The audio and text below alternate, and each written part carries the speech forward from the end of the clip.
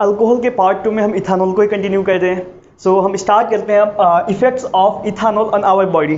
ठीक है, तो हम पहले देखते हैं कि किस मैकेनिज्म के थ्रू ये काम करता है हमारी बॉडी पे। तो ये क्या करता है, फैसिलिटेट्स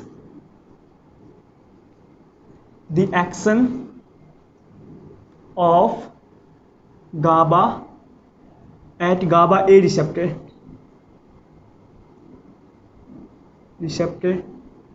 एंड ब्लॉक्स या इनहिबिट NMDA रिसेप्टर, जो कि ग्लूटामिक एसिड का रिसेप्टर। तो अब देखें ना, गाबा जो कि इनहिबिटरी रिसेप्टर है, इसको ये प्रमोट कर रहा है, और जो NMDA एक्साइटेटरी रिसेप्टर है, इसको जो है इनहिबिट कर रहा है। तो ओवरऑल इसका इफेक्ट क्या होगा, एज अ डिप्रेसेंट। ठीक है, तो हम पहले एक्यूट इफेक्ट्स पर आ जाते हैं, इफेक्ट्स। और इसका जो है अल्कोहल का या इथानॉल का मेजर इफेक्ट होता है हमारे CNS पर या नर्वस सिस्टम पर। तो CNS के हम इफेक्ट देख लेते हैं। देखिए ना, अगर उस बंदे ने अल्कोहल या इथानॉल लिया हुआ है, तो वो इथानॉल जो है उनके बॉडी में या CNS पर सिडेटिव काम करेगा, सिडेटिव जैसा। इम्पेयर्ड जजमेंट,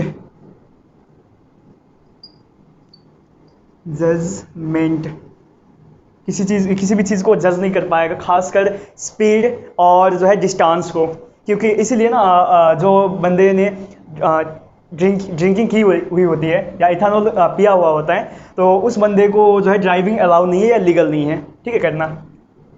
और जो है एटैक्सिया, स्लर्ड स्पीच, ठीक है, ये सारे हैं इफेक्ट्स ऑन CNS। ठीक है, अब CNS की इफेक्ट एक्चुअली होती है डोज डिपेंडेंट। तो हम देखते हैं कि किस डोज में ये किस टाइप से काम करता है। तो अगर डोज हो 120 से 150, not dose actually concentration 160 milligram पर डेसीलीटर इन ब्लड, तो उस बंदे को हम कहते हैं कि इसने पिया हुआ है, या मीन्स लाइक ड्रंकनेस कंडीशन उसको हम कहते हैं। ठीक है, अगर वो 300 से ज़्यादा हो, 300 मिलीग्राम पर डेसीलीटर से ज़्यादा है, तो उसको हम कहेंगे मतलब इस कंडीशन में इथानॉल जो है एनेस्थेटिक जैसा काम करता है। एनेस्थेटिक, इवन वो कोमा भी करा सकता है। ठीक है, अगर ये 500 मिलीग्राम पर डेसीलीटर से ज़्यादा है, तो ये जो है लिथल डोज है। ठीक हो गया। नाउ अब देखते हैं अदर, मतलब एक तो CNS पर इसका रोल हो गया। अब बाकी के ऑर्गन्स पर हम जनरल तरीके से देख लेते हैं on other organs. Other organs पर इतना ज़्यादा इसका जो एक्यूट इफेक्ट नहीं है, क्रोनिक इफेक्ट है। तो अदर ऑर्गन्स पर एक्यूट इफेक्ट में ये जो है हार्ट डिप्रेसेंट है, हार्ट डिप्रेशन कराता है, लेकिन ये हार्ट रेट को बढ़ाता है, इंक्रीज हार्ट रेट। ठीक है, लेकिन जो कार्डियक मायोसाइट्स होते हैं उसको वीक करता है, वीकेंस कार्डियोमायोसाइट्स। ठीक हो गया, कार्डियोमायोसाइट को वीक करेगा। इसके बाद हम बात कर लेते हैं, ओके, अदर ऑर्गन्स हो गया। अब आ जाते हैं क्रोनिक इफेक्ट्स पर। ठीक है, let me erase it.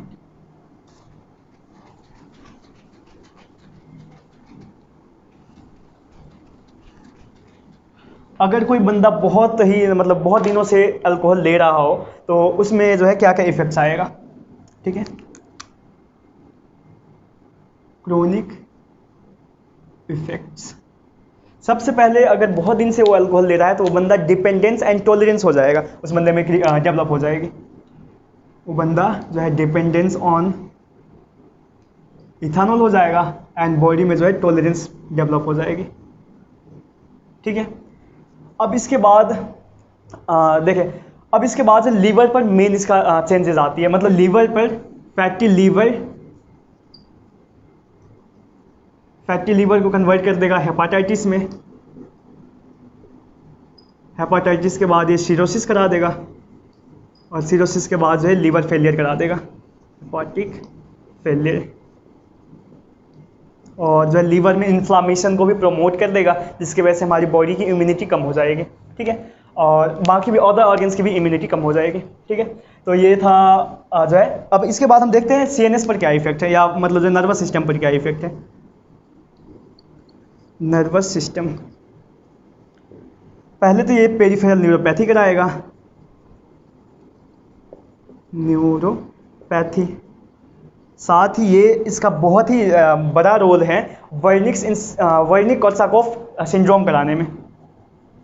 Wernicke Korsakoff syndrome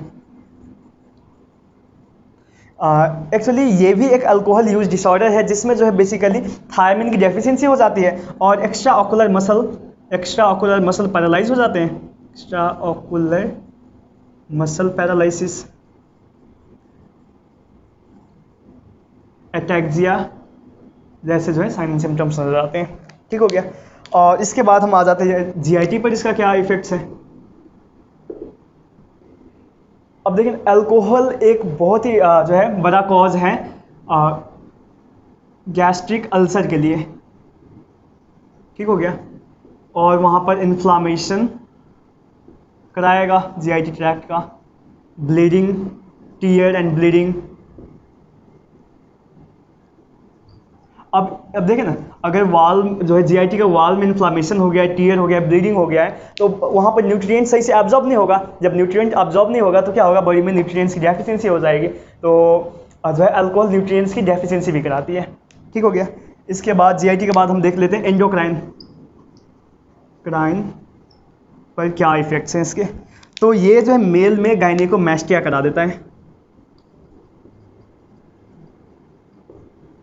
ठीक है। मेल में टेस्टिकुलर हाइपोट्रोफी करा देता है, हाइपोट्रोफी। ऐसे ही जो है स्टेरॉइड की मेटाबॉलिज्म को इम्पेयर करा देगा, इम्पेयर करा देगा। ठीक है। तो बेसिकली ये रोल है। अब देखते हैं हम सीवीएस पर इसका क्या इफेक्ट्स हैं। ओके।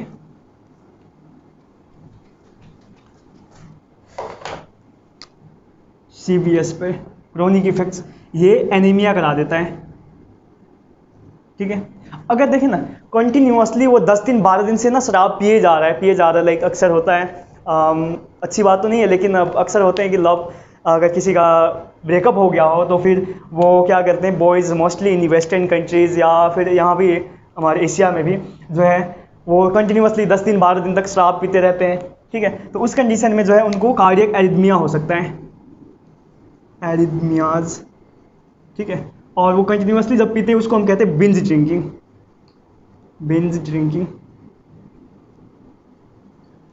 ठीक हो गया। और जो है ये जो है कार्डियक जो डिजीजेज हैं उसको मतलब प्रमोट करते हैं। ठीक है। एक्सएग्रेट the cardiovascular diseases.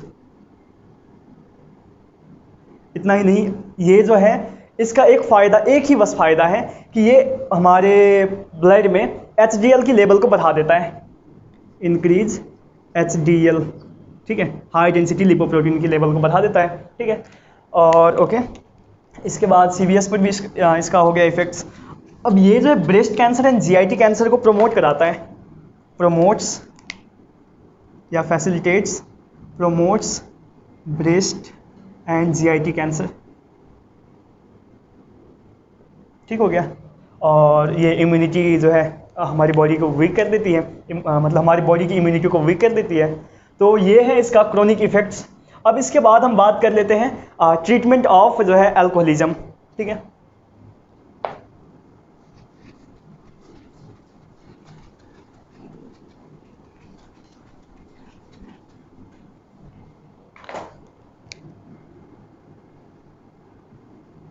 Treatment of alcoholism.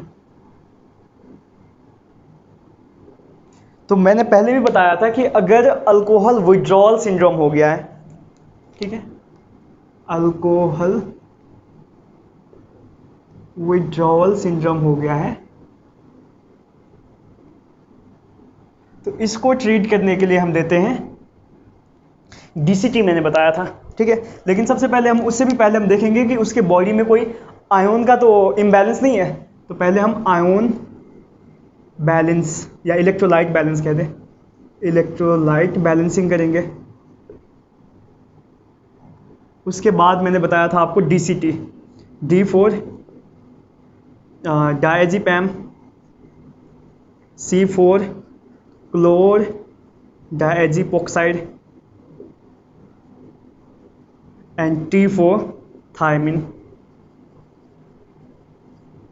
ठीक हो गया। अगर अल्कोहलिज्म की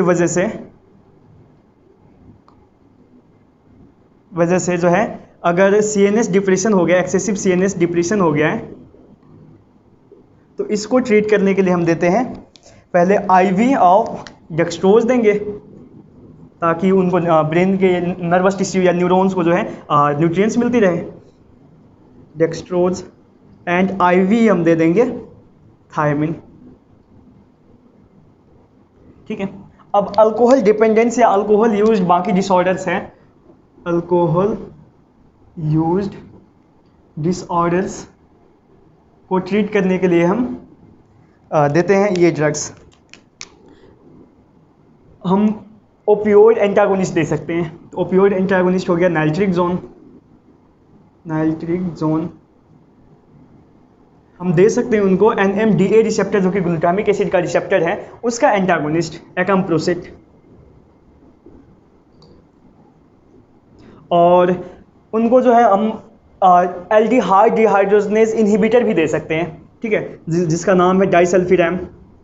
बहुत सारे ड्रग्स इसमें आते हैं, लेकिन डाइसल्फिरैम कॉमनली हम यूज़ करते हैं। तो ये था जो है अल्कोहलिक्स बंदे में होने वाले कुछ जो है डिसऑर्डर्स और उनके ट्रीटमेंट के लिए जो ड्रग्स हम देते हैं वो। एक और चीज़ है, अगर मदर अल्कोहलिक्स हो, प्रेग्नेंट मदर है, वो ड्यूरिंग प्रेगनेंसी वो अल्कोहल ले रही है, तो alcohol can easily cross the placental barrier. तो बच्चे जो होगा, उस बच्चे में कुछ सर्टेन जो है एबनॉर्मलिटीज आएगी, उसको हम कहते हैं फिटल अल्कोहलिज्म या फिटल अल्कोहल सिंड्रोम।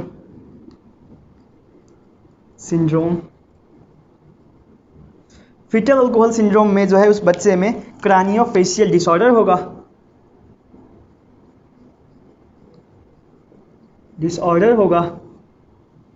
उसके बाद जो है हार्ट डिफेक्ट्स होंगे,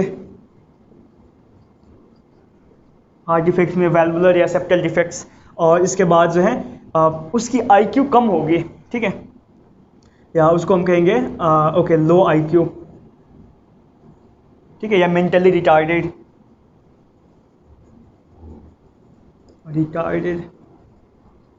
तो ये था ऑल अबाउट इथेनॉल।